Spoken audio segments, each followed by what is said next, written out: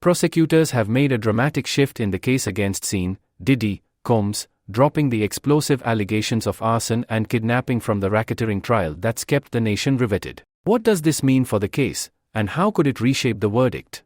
Let's break down every major update. For more real-time celebrity legal drama like this, make sure to hit that like button and subscribe for daily updates on your favorite stars. So, here's what just happened. On Tuesday, just before the trial heads into closing arguments, federal prosecutors asked the judge to remove several of the most headline-grabbing charges from the case. That includes the claim that Diddy firebombed Kid Cudi's car and orchestrated a kidnapping as part of an illegal criminal conspiracy. That's right, the arson allegation, where Diddy was accused of ordering someone to blow up Kid Cudi's Porsche in retaliation over Cassie, is no longer part of the case. The alleged kidnapping, which was based on testimony from a former assistant claiming she was forcibly confined during an altercation, is also off the table. Why the sudden move? According to legal analysts, this is a classic prosecution strategy: trim the fat, drop the weaker or more circumstantial charges, and refocus the jury's attention on the core crimes, the ones with the strongest evidence. And those remaining charges? They are still devastating. Let's look at what Diddy is still facing: racketeering conspiracy, that includes allegations of bribery, witness tampering, and prostitution-related offenses; sex trafficking by force or coercion, tied directly to testimonies about alleged freak-off parties and drug-fueled sexual manipulation; transportation for the purpose of prostitution, involving interstate travel and alleged coercion of victims; drug possession with intent to distribute, from substances reportedly used to sedate or manipulate women during these parties. These charges remain the foundation of the government's RICO case, and they are more than enough to potentially put Combs behind bars for life if the jury finds him guilty. Let's talk about the courtroom drama. The prosecution spent 29 days laying out their case. They called 3-4 witnesses, including Homeland Security agents, Diddy's former assistants, music industry insiders, and most notably, Cassie and a woman identified only as Jane. The jury was shown shocking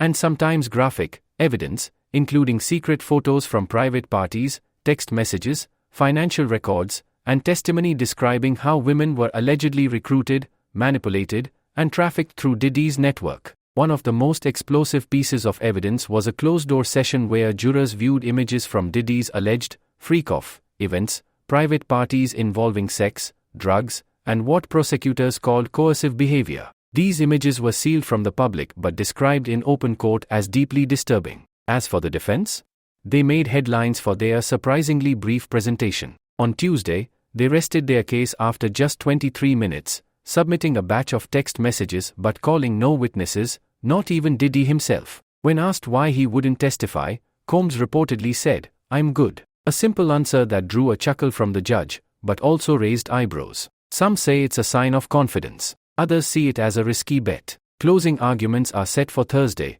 and jury deliberations could begin as early as Friday. So what's next? By dropping the arson and kidnapping claims, prosecutors hope to avoid confusion in jury instructions. The idea is to make it easier for jurors to follow the evidence and come to a verdict on the strongest counts. It's a move that suggests the government is confident about the core case, even without the flashier allegations. And make no mistake, this trial is about more than just Diddy. It's about power, fame, abuse, and whether the legal system can hold high-profile figures accountable. This case has already rocked the entertainment industry. And as we move into the final stage, everyone's waiting to see, will the jury convict a music mogul once thought untouchable? We'll be covering the closing arguments and verdict in full detail, so don't forget to like this video, subscribe, and turn on notifications so you don't miss a single update. Let us know in the comments. Do you think dropping the arson and kidnapping charges helps or hurts the prosecution's case? This story is still developing, and we'll keep you informed every step of the way. Stay tuned.